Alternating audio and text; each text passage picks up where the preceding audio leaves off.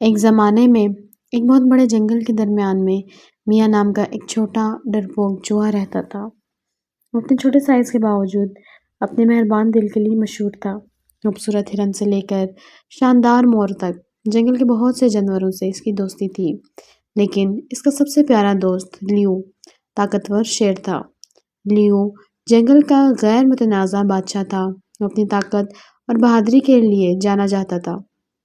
اپنے خوفناک شہرت کے باوجود وہ ایک نرم روح اور میاں چھوٹے چوہے کے لیے نرم گوشہ رکھتا تھا۔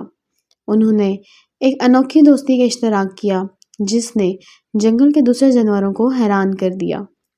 ایک دھوپ کی صبح جب میاں کھانے کی تلاش میں جنگل کے چکر لگا رہا تھا، اس نے مدد کے لیے ہلکی سی چیخ سنی۔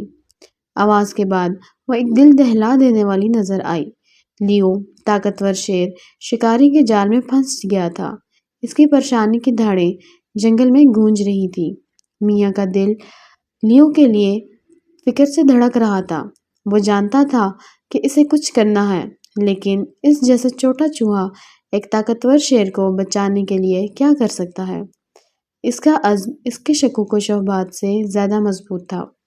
وہ قریبی درخت پر چڑھ گیا اور اپنے چھوٹے لیکن تیز دانتوں کا استعمال کرتے ہوئے پھندے کو پکڑنے والی موٹی رسی کو کاٹتا رہا۔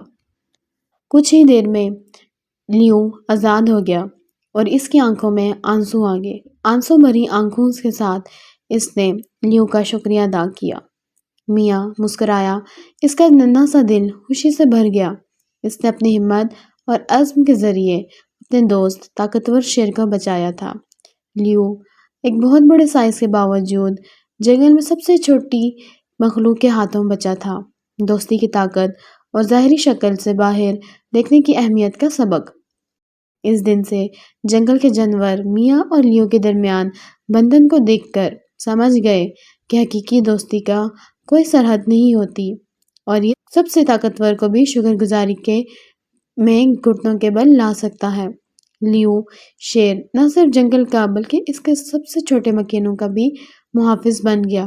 میاں چوہا جنگل کو تلاش کرتا رہا، یہ جانتے ہوئے کہ اس کی ہمت فرق کر سکتی ہے، چاہے اس کا سائز کچھ بھی ہو۔